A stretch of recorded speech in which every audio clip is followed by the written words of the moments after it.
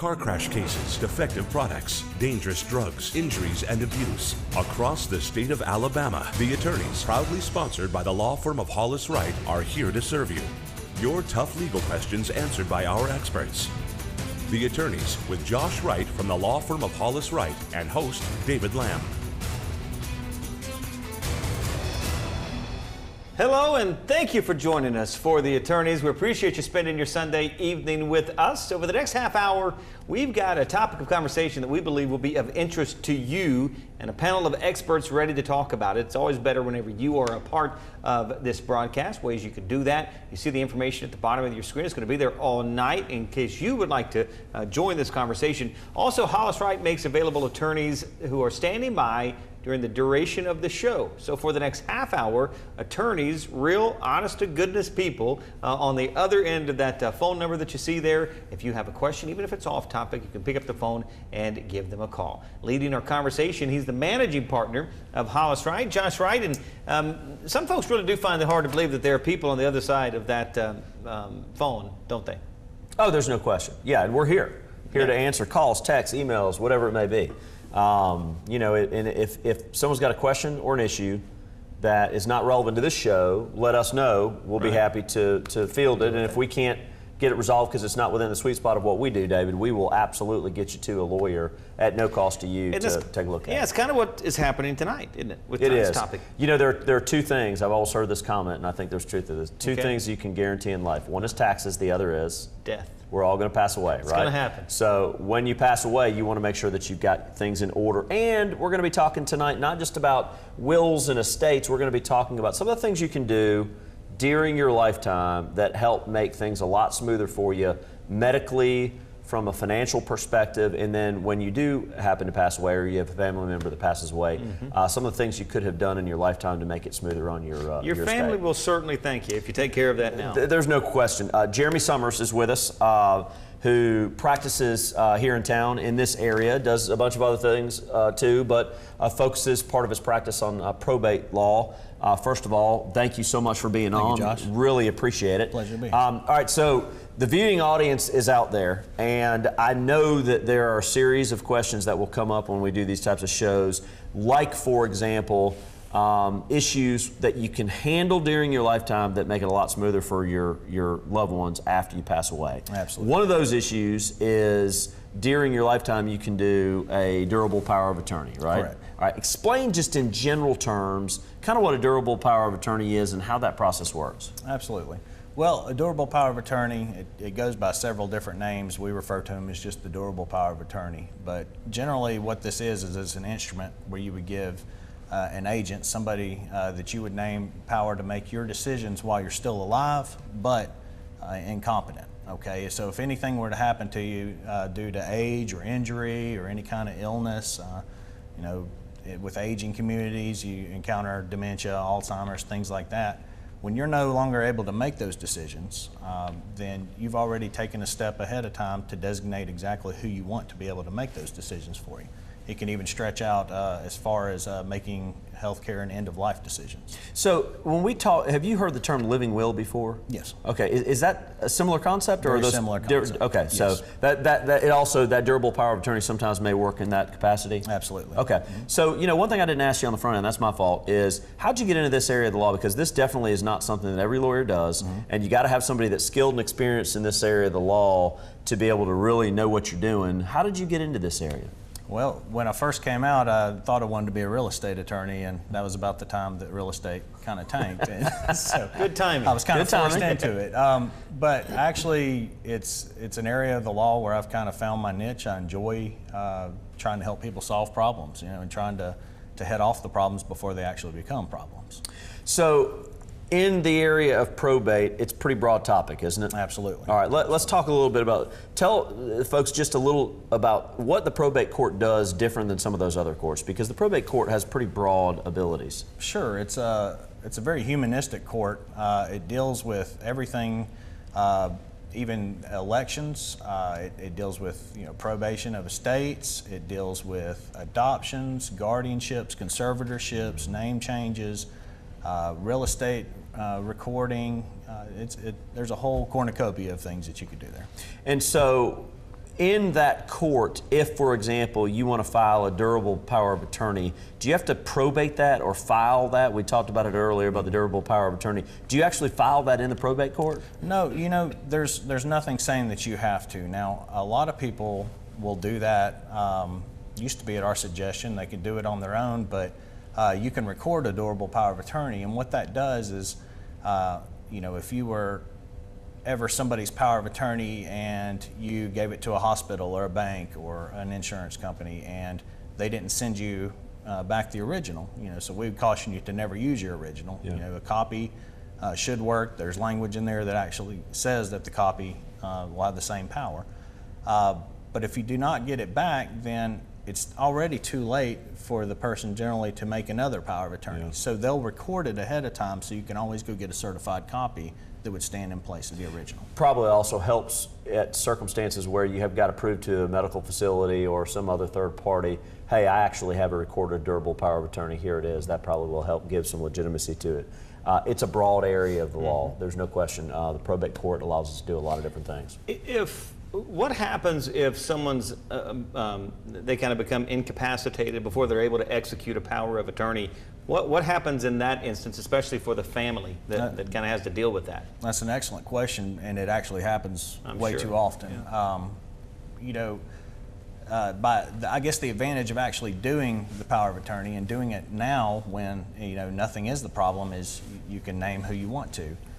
There is a remedy available if a person becomes incapacitated and they have not done that, and what that is going through the court through a guardianship or conservatorship. A guardian is a person that the court would appoint to look out for your well-being and make life decisions for you. Mm-hmm. Conservator is similar, except that we're only talking about financial decisions for somebody. Now, all that could really be done if somebody had executed a power of attorney, but now you're not only dragging in time with court and hearing and attorneys and GALs and everyone else involved in it. So just a little bit of time beforehand could save you a lot of time later. Sure. When we come back, because I know we're getting ready to go to break, I want to talk about the pros and cons of whether you need a will or you don't need a will. There are probably some circumstances where you may not, but I suspect Jeremy's recommendation is going to be let's go get a will. Right. But we're going to talk about that and let's work our way through it. All right, we're stepping aside our first break of the evening. As we do so, a couple of reminders how you can join our conversation. That information you see there. Also, join Hollis Wright on social media, Facebook, Twitter, Instagram. Just search Hollis Wright and you'll find them there. A great educational, informational resource. Stay tuned. We're coming right back.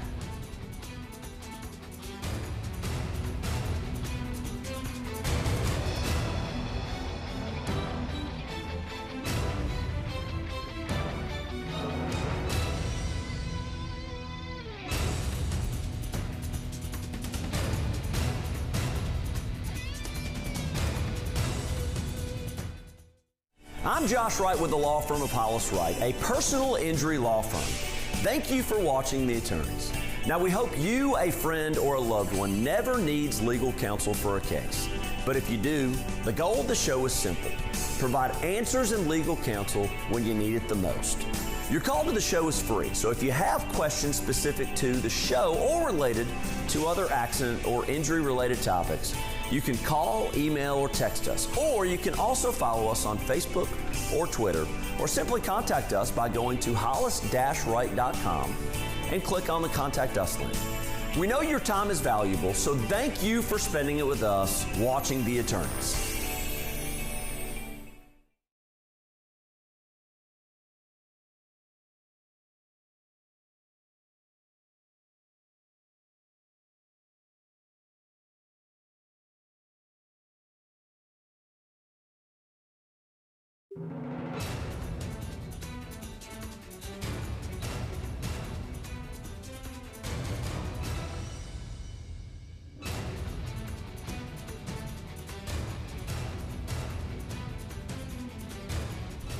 Welcome back into The Attorneys. We love hearing from you, so continue to pick up the phone and give the attorneys of Hollis Wright a call. Standing by, live, confidential, all fair conversation. A great opportunity, so don't miss it. Available for the remainder of tonight's show. Josh? All right, so Jeremy, how do you recommend to folks that come into you and have questions about whether they need a will or not? Are there circumstances where a will's not warranted?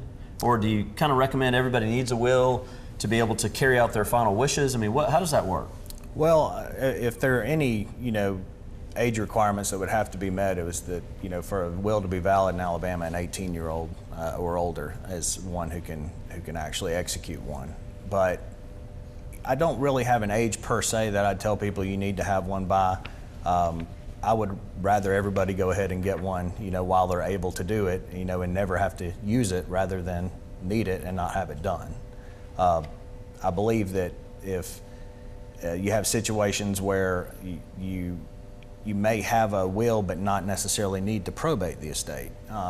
It may be that there's not enough money in the estate to justify opening it, because by the time you open it up and pay who you need to out of it, or if there's a lot of claims against the estate, then there's no sense in opening it up. If you don't open it up, nobody can get to it and make claims on it. Okay. So let's work our way through that. So somebody has a will. When they pass away, generally, you would probate the will. Go prove that the will is a valid and enforceable will. Right. But you're saying there are circumstances where you wouldn't do that, especially, for example, if the estate was upside down with debt versus assets in the estate. It may not be necessary to go through the cost and expense of probating the will. That's absolutely correct. Okay.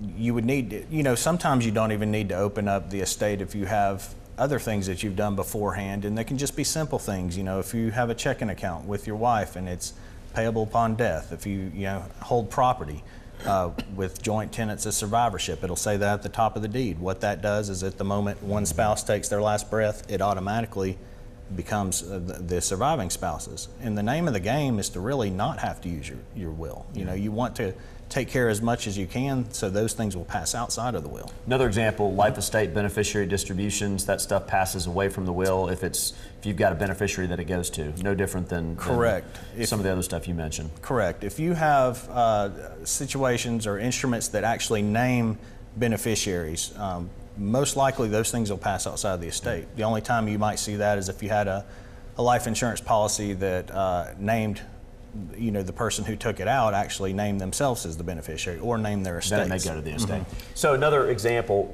relates to wrongful death cases. We talk a lot about wrongful death in some of the stuff that our firm does. And interesting that wrongful death, those proceeds generally do not pass inside the estate. So they don't get distributed necessarily consistent with the will desires. They get transferred based on certain relationships that somebody has, and they're generally going to be passed outside the will. What is the flaw in this thinking? Because I think this train of thought is predominant, and that is that wills really are for the wealthy and folks with just a whole lot of land holdings and wealth to pass on. And I don't really have that much stuff, just kind of a simple person. Why do I need a will? I'm not a Rockefeller. What's the fault in that line of thinking? Well, I think there's two directions you can really go with it. One, they may think that an attorney's, on TV or on social media trying to get you to do a will to drum up business, and the simple fact is, a will is usually very, cost efficient, very time efficient. It's something that can be done generally within the day that you make it.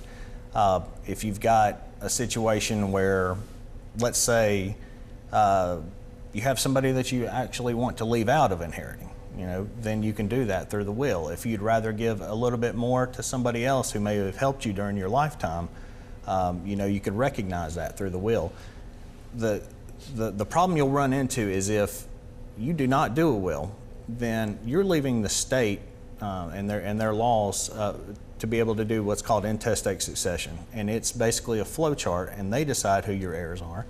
And those people will get, the percentages will be cut equal. It won't be anything as to what you may have desired. So it really takes it out of the hands of the person that passed away and puts it in the hands of the state in that circumstance. Let me just ask you this: what are the ways that you can make sure a will is valid?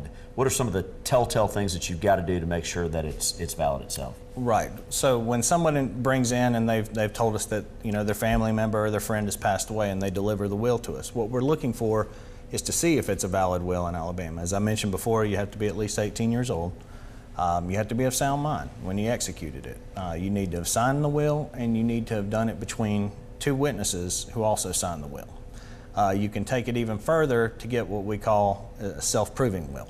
And what that is if all those other requirements are met, and you have a notary public who witnessed it, then what that will do is actually push along the will further, because it's self-proving. You have somebody who witnessed the testator who made the will and the witnesses on it. If you don't have a notary public, it's a will that needs to be proved, and you'll need to go find the witnesses who signed along and bring them down there so they can attest the will. So those issues got to be signed, got to be over 18, got to be of sound mind.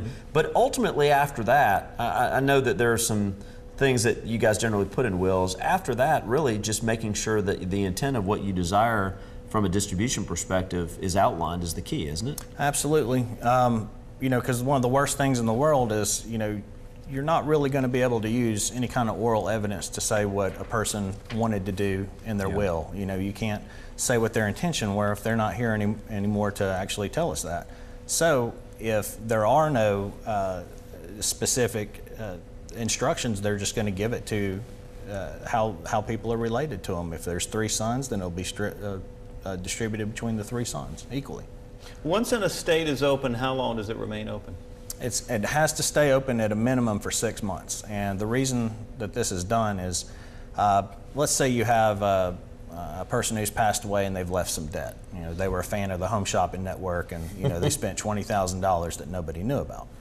So you open that estate up for 6 months, and during that time period, that's a claims period for any debtors that are out there. So they will publish this in a local circularized newspaper, and it will, you know, tell them who passed away, what court and what the case number is, and what attorneys can be contacted if they need to make a claim. So in that situation, we have somebody show up with a $20,000 claim. We look and say, okay, does this seem like something that they would have done? And you compare social security numbers or however you need to do to satisfy you that it's a legit debt. If it's not, you can object to it, have a hearing to it, and determine if it has to be paid or not.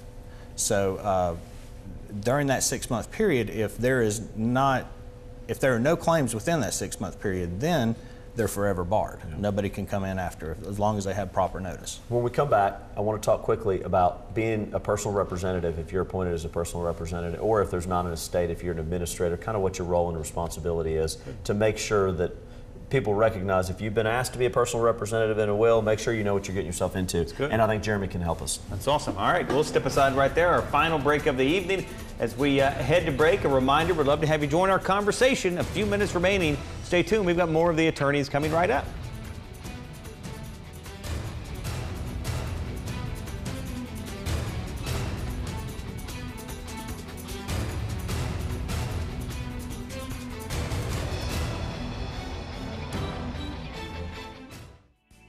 I'm Josh Wright with the law firm of Hollis Wright. As with any industry, it's important in the legal world to hire an attorney that is knowledgeable and has a track record of success. But with so many attorneys out there and so many different types of cases, how does someone decide the right lawyer to hire? In this week's Legal 4-in-1, we're answering the question, what should I consider in hiring an attorney? In-state versus out-of-state, big firm or little firm, recommendations from friends or family, the internet, the phone book, or TV. With so many choices and so much information, it can be an overwhelming task trying to make the right decision. To complicate things, choosing a lawyer is an important and sometimes life-affecting decision and should not be taken lightly. So how do you select an attorney? First, do your research. Look the firm up on the internet. Learn about the cases they handle and the results they get. Second, find out what clients are saying about the firm. Many websites provide client testimonials or have a star ranking system. Use those to your advantage. And finally, talk with a lawyer from their office and ask them questions. Questions about the volume of cases they handle. Do they return phone calls? Are you just a number or a client that gets the attention you deserve? Please remember, your call, email, or text to the attorneys is free. All of us at Hollis Wright want to help answer your questions on real issues you face. Remember, a competent lawyer will respond to every question you send in.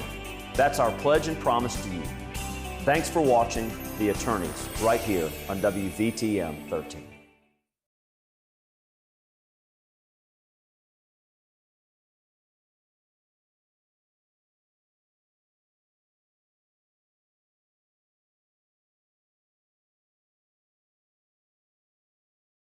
Welcome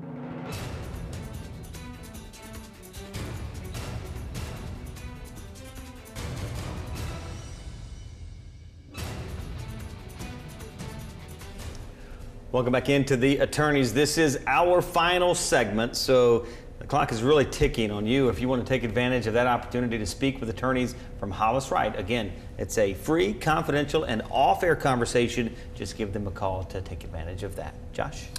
Explain, if you can, Jeremy, when somebody's appointed as a personal representative in a will, that's not an easy task necessarily. I mean, that requires some work, does it not? And kind of explain how that process works. What's their goal? What's their responsibility? What they're supposed to be doing? Sure. You know, as many people kind of clamor to be a personal representative, they realize it's not all roses. You know, it is a job. What you're tasked with is marshaling the assets of the estate, meaning just kind of rounding up and getting an inventory of what all we're dealing with. With the assets, you also want to look at the debts of the estate, see what kind of debts that you're dealing with. You're tasked with carrying out the wishes to a T of the will, making sure that everybody gets their percentages. So after the 6 months is run, after you've dealt with all the claims periods, you've rounded up everything else, then you see that if there's any assets left over, that they're distributed to the relatives of the deceased or whoever they left it to. And so the same thing probably is true if somebody doesn't have a will and you're appointed as an administrator. You may not have the same responsibilities, but they're going to be pretty similar, aren't they? Same responsibilities, it's just a different way of going to get there. You will generally have to be bonded by an insurance company for an amount of the estate worth. It's also something where multiple people can try to nominate themselves as an administrator, and a court will have to look at it and determine who has priority or who would be the best fit. How do you see in today's area here, let's say Jefferson County, because I know you practice some in Jefferson County, how do you see the probate courts? Are they overwhelmed with probate issues? Are they pretty well staffed? Because I know from a circuit court perspective, what I see is we're staffed really well from a judge perspective, from what I can tell right now. But same deal with the probate courts, or is it just overwhelming with all the cases that are filed? I think given the amount of people that live in Jefferson County, it does function very well considering the amount of people that are there. But to say that it isn't a little backlogged, I don't think would be accurate.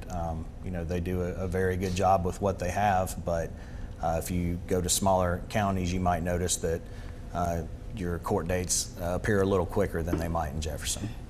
Do probate judges, do they have to be practicing lawyers? That has gone round and round over the years, and there was a period when they may just be businessmen from the community that have a desire to serve. Do you know where that stands now? I hadn't really looked it up lately. There's just a few counties that actually require them to be learned judges. Okay. The vast majority of counties, they may happen to be attorneys, but it's not required. Gotcha.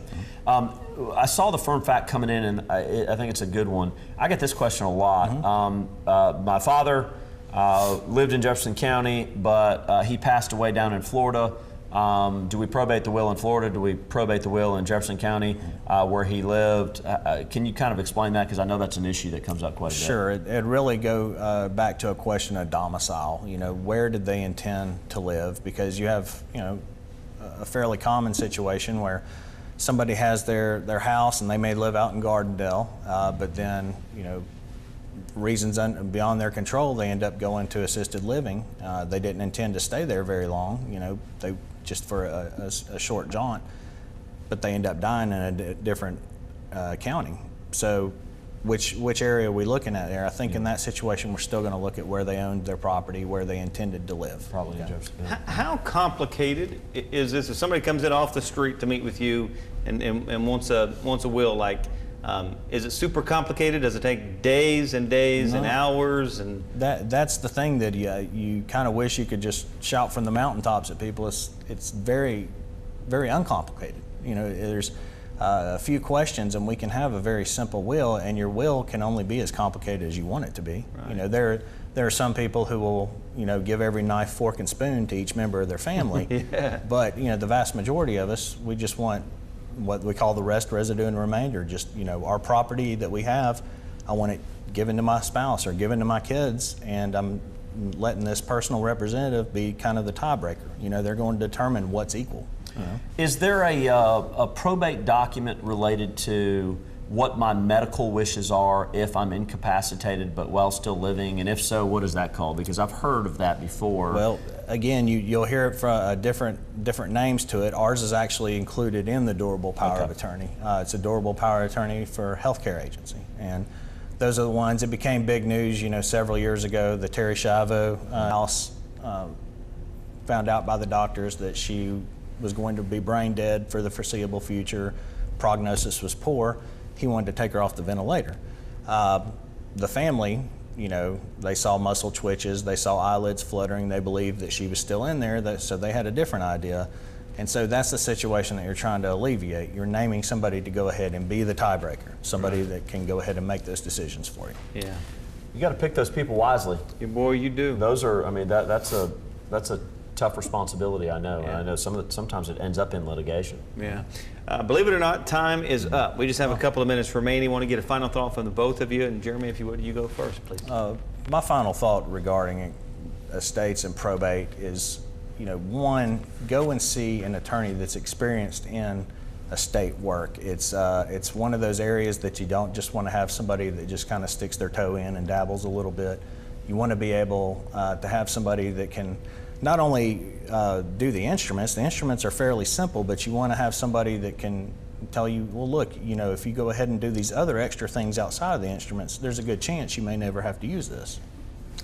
Yeah, that's good information. I mean, the reality, I think, of what the net of what he's saying is you want to get to somebody and you want a really estate plan. You want an estate plan and make sure that you've got a plan for the future, whether it's a durable power of attorney during your lifetime, which is not very expensive to get, or whether it's will at the time of passing, or whether it's a lawyer advising you, hey, did you know you can take these assets and you can give a beneficiary distribution and it never hits your estate and it goes directly to the people that you desire to go to? Or did you know that you can reestablish this deed and you can make sure that your spouse gets it outside your estate, not subject to creditors at the time of your passing? And just some of the estate planning that I think is necessary with good, competent lawyers like Jeremy that look at that and say, all right, hold on, you're doing this wrong, we can fix this for nothing to make sure that your intent is carried out. So you want to go to people that know what they're doing. Yeah. It's a complicated area of the law if you don't have someone helping and lead, guiding, and directing you through the process. Yeah. Great conversation. Great job. Appreciate the time. Appreciate you being with us, and you as well. We're always grateful that you join us on Sunday nights. We thank you so much. Here's how you can get in touch with the firm and also learn more on social media. We appreciate it. We'll see you next time right here on The Attorneys. Thanks for watching The Attorneys, sponsored by Hollis Wright.